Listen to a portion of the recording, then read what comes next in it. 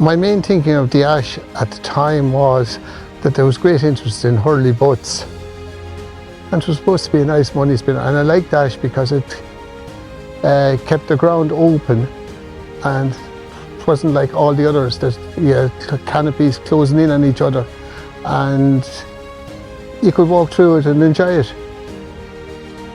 I noticed the Ash Dieback back in about 2016, and gradually it got worse.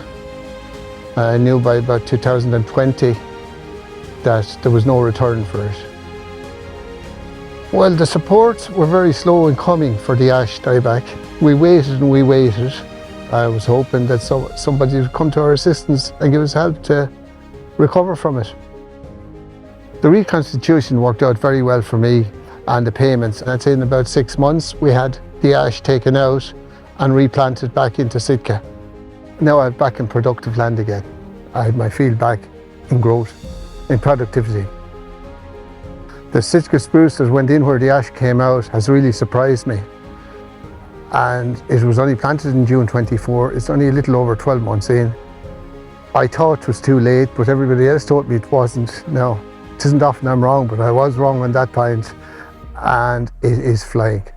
It's the best Sitka that I've grown here since I started.